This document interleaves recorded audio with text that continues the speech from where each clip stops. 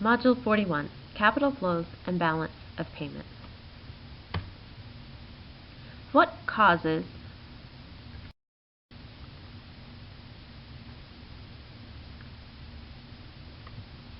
the relative value of the dollar and the euro to change? What are the effects of such changes? These are among the questions addressed by open economy macroeconomics. This is a branch of macroeconomics that deals with relationships between national economies. In this section, we'll learn about some of the key issues in open economy macroeconomics, the determinants of a country's balance of payments, the factors affecting exchange rates, the different forms of exchange rate policy adopted by various countries, and the relationship between exchange rates and macroeconomic policy.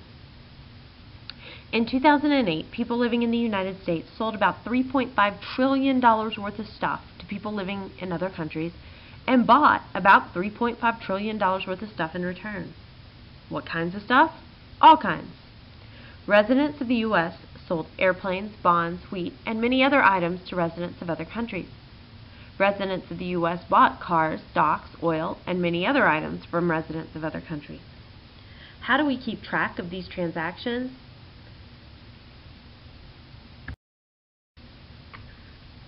We'll learn about this in this module.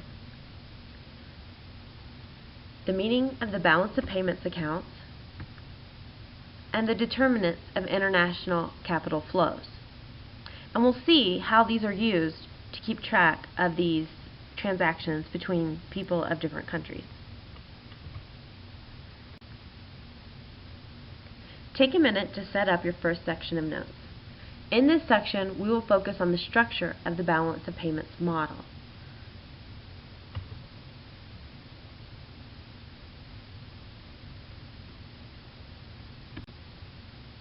To start, let's consider the finances of a small family farm. The Costas, who own a small artichoke farm, had the following financial transactions. They made $100,000 by selling artichokes. They spent $70,000 on running the farm, including purchases of new farm machinery, and another $40,000 buying food, paying utility bills for their home, replacing their worn-out car, and so on. They received $500 on interest in their bank account, but paid $10,000 in interest on their mortgage. They took out a new $25,000 loan to help pay for farm improvements, but didn't use all the money immediately, so they put the extra in the bank. This table summarizes their year with sources of cash coming in and money going out, characterized under a few broad headings. The first row has actual products being bought and sold. The second two involve strictly financial transactions. The net amount of all transactions is equal to 0, showing that cash obtained must equal the cash used.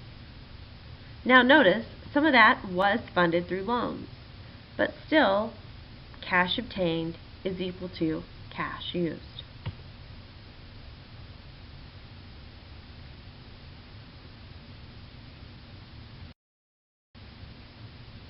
How might this look for a whole economy, for an entire nation? We look at this through the balance of payments model. Each row shows a category of transactions that can take place between governments, business, and households at the international level. Row 1 of Table 41-2 shows payments that arrive from sales and purchases of goods and services. So, these are sales and purchases of people in one country buying things from basically businesses in another country. So the U.S. exports cars to be sold in Venezuela, or to be sold in Canada. This is a payment from foreigners for goods and services. The U.S. imports oil from Venezuela. This is a payment to foreigners for goods and services. So, American car companies sold cars to citizens in Canada, and in the U.S., some of the oil we buy comes from businesses in Venezuela. Row 2 shows factor income. These are payments for use of factors of production owned by residents of other countries. Remember, our factors of production are land, labor, and capital. So these factors could be interest on loans from overseas, profits of foreign-owned corporations, labor income from native-born workers who work overseas. For example, Walmart, an American company, earns profits from stores in Europe. This is a factor income payment from foreigners. Honda, a Japanese country, produces and sells cars in Indiana and other U.S. states. This is factor income payment to foreigners.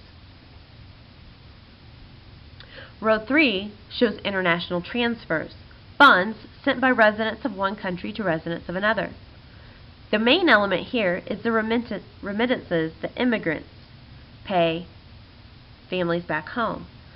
For example, we have millions of Mexican-born workers who work in the United States but send the money they make back to their families in their home country. Notice that Table 41-2 only shows the net value of the transfers. That's because the U.S. government only provides an estimate of this, not a breakdown between payments to foreigners and payments from foreigners.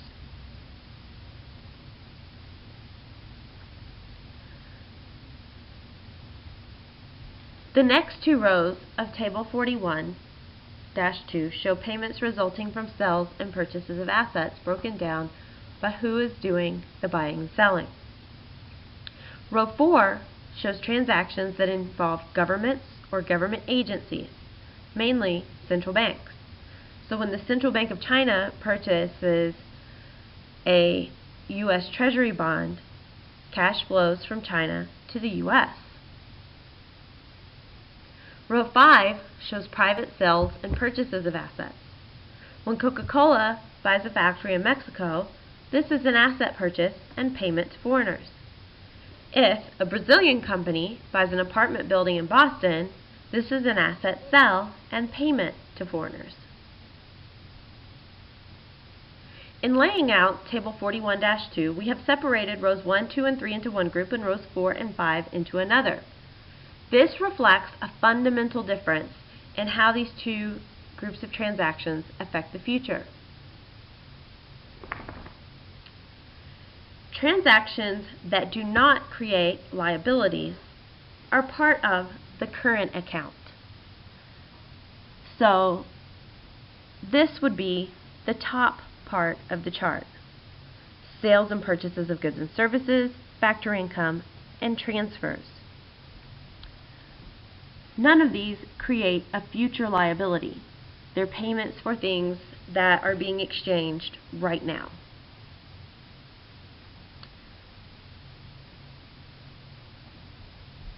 The balance of payments on goods and services represents a country's net exports, the balance between exports and imports. The trade balance, commonly discussed in the media, represents goods only, no services. Transactions that involve the sale or purchase of assets will create future liabilities. These are Form 5 on our chart, and they're considered part of the financial or capital account. In theory, the current account and the financial account will sum to zero. In reality, they'll probably be a little bit off as seen here. In fact, it's a basic rule of balance of payments accounting that we assume current account and financial account will sum to zero. And in the problems that you will be dealing with in here, they will be equal to zero. So current account should be equal to negative financial account, or financial account should be equal to negative current account. If you look here, the current account is negative 705. The financial account is positive 538. Note that both of those are in billions of dollars. In theory, those two numbers should be the same. In reality, you're going to have some statistical discrepancies, and here we see that they're about 167 billion off.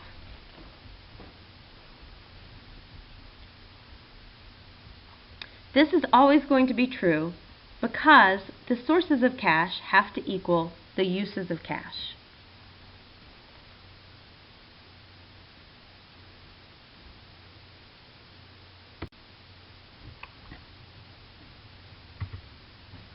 This chart shows the circular flow of the balance of payments. The greenish bluish arrow represents payments that are counted in the current account. So this is the arrow on the inside of the circle. The rest of the world pays the U.S. for goods and services. Money comes in for factors of production, and money could come in from Americans who work abroad and send money back into the U.S. The U.S. pays the rest of the world for goods and services that are imports. U.S. companies may pay factor income to people in other countries, and people working in the U.S. who have immigrated from other countries may be sending money back home to their families.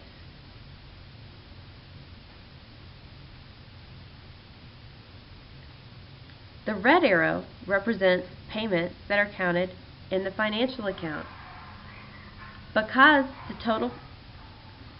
the rest of the world can pay the U.S. for assets, and the U.S. can pay the rest of the world for assets.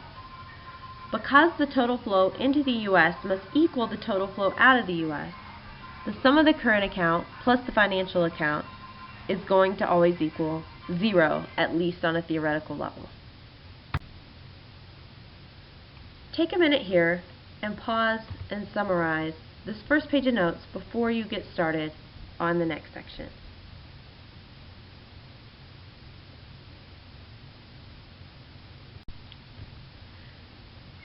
Pause the video again and take a second to set up this next page of notes.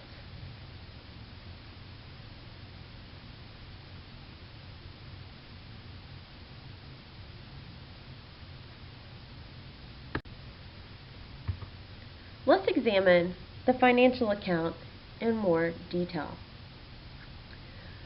In Module 29, we discussed the market for loanable funds, and we've talked about that several times since then.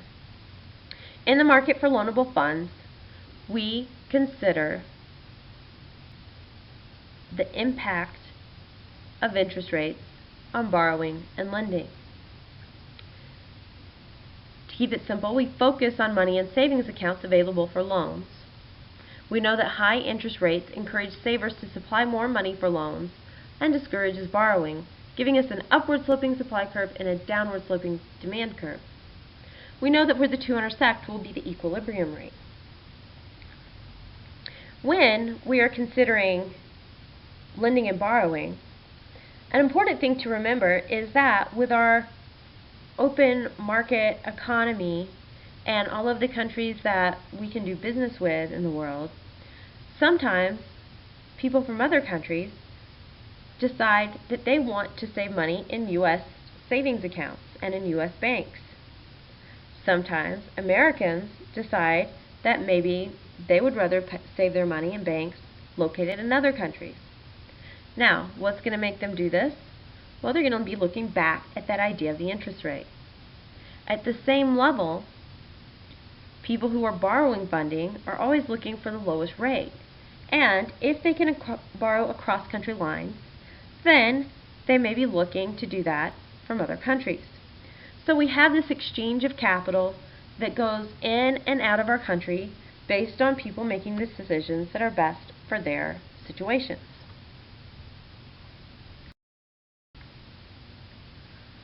So what determines whether money flows into a nation's financial account? If the financial account is a measure of capital inflows, this means that it's a measure in part of foreign savings that are available to finance domestic investment spending. So, where can Americans borrow money from other banks to get a better interest rate? The basic model of the loanable funds market is used to model the flow of financial capital from one nation to another. Notice here we have two market for loanable funds graphs. one for the United States and one for Japan. Notice that instead of just having S and D labeling our graphs, now we have SLF USA. That just means supply of the loanable funds in the USA, and then DLF USA, the demand for loanable funds in the USA, QLF USA, the quantity of loanable funds in the USA, and then, even though it doesn't say it, the interest rate in this first graph is going to be the interest rate in the USA. Then in the second graph we have the same thing for Japan. Now, as we use this model, we make two important simplifications. First, we simplify the reality of international capital flows by assuming that all of this is in the form of loans.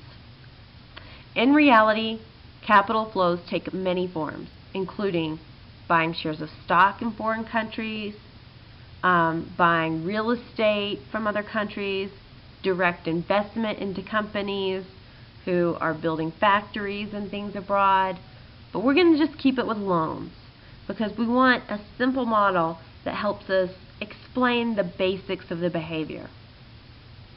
Our second simplifying assumption is that we will ignore the effects of expected changes in the exchange rate. We will be getting into exchange rates in our next module, but for now, we're not going to worry about exchange rates.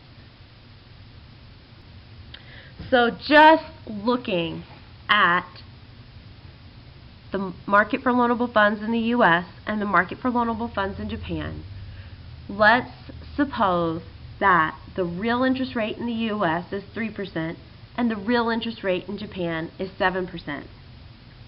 When two nations have differing real interest rates in their domestic loanable funds market, savers in the U.S. begin to look for countries like Japan where the return on their savings accounts is higher. Individuals and firms in the U.S. begin to purchase financial assets in Japan so they may put their money in a Japanese savings account, sending dollars as payments to Japan. Another way to think about it is that the U.S. is exporting dollars and importing financial assets. So now they have these accounts in these Japanese banks, which are financial assets. Japan is exporting the financial assets and importing the dollars. Now, it's very important to remember that we are talking about financial assets. So remember that any bank account is always a financial asset. So your checking account is a financial asset that you own. It's a source of money that you could go pull out and use to buy things. Savings accounts are also financial assets, and it doesn't matter if those savings accounts are in which country. Now, this could also be true if it was the financial asset in the form of a stock or a bond or whatever else. But we're going to just play with savings accounts again to keep it super simple. But remember that savings accounts are financial assets. Now, what will happen is as U.S. investors decide to move their money to savings accounts in Japan, the supply for loanable funds in the U.S. decreases, the supply for loanable funds in Japan increases. So the U.S. has a capital outflow, which comes up negative on their financial account, and in Japan they have a capital inflow. And this will occur until the interest rates level out and are the same in both countries. And you can see the movement of the two supply curves to show how they have balanced out in the long run.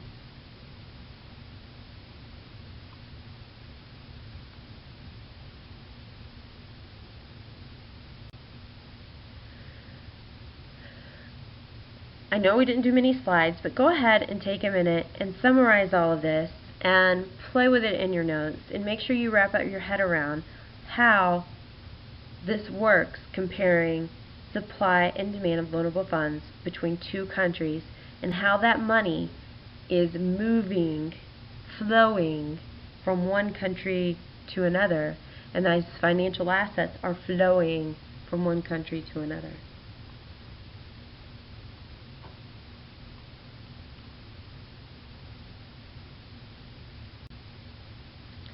Alright, set up this last page of notes and we'll look at some other things to consider around balance of payments and capital flows.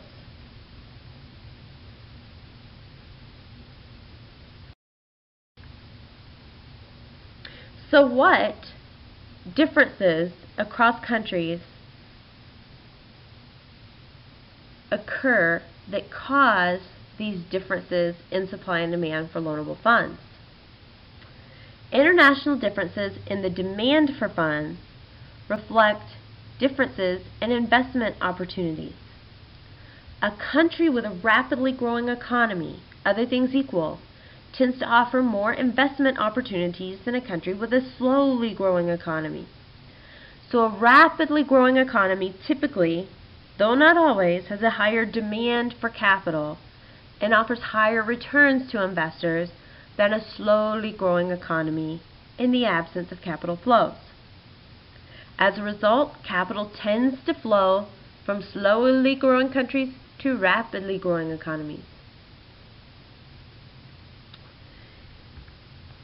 International differences in the supply of funds reflects differences in savings across countries. This may be the result of differences in private savings rates, which vary widely among countries. So thinking back to that idea of marginal propensity to consume versus marginal propensity to save. In some countries, they may be less consumer economies like we are here in the U.S., and they may save at higher rates than we tend to. It could also reflect differences in savings by governments. In particular, government budget deficits, which reduce overall national savings, can lead to capital inflows.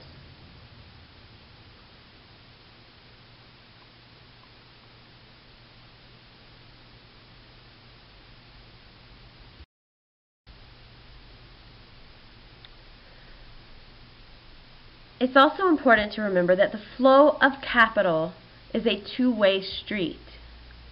Financial investors in the U.S. are sending money to Japan in our example because interest rates might be higher. But Japanese investors might at the same time be sending money to the U.S. stock market because they believe the U.S. economy has a brighter future. Corporations diversify financial risk by both selling shares of their own stock to foreign investors, but also by purchasing foreign shares of stock or foreign bonds. Some countries also act as international banking centers. Foreigners will regularly save in and borrow from financial institutions in those countries. So if you think about the Swiss banks or the banks in the Caymans, those are places that we often think about as people putting money in accounts for various reasons, and those countries have specialized in banking. It's also good to remember that countries can be both creditors and debtors at the same time.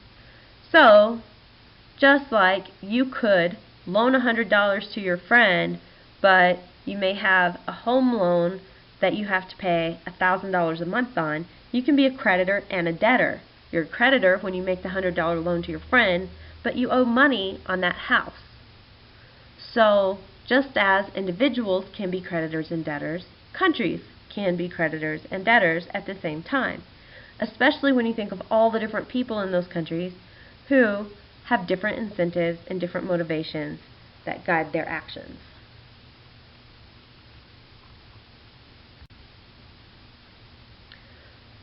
Alright, pause the video again and summarize this final page of notes before we finish up.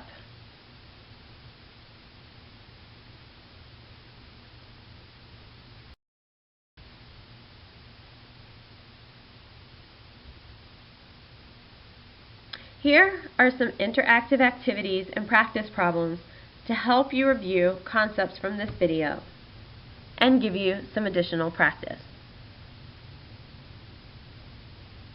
Define the Refonomics lens.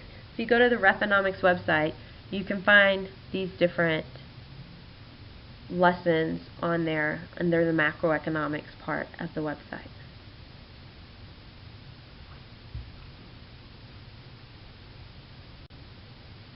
This is the last slide in the video. Review your notes. Add your own examples where you can.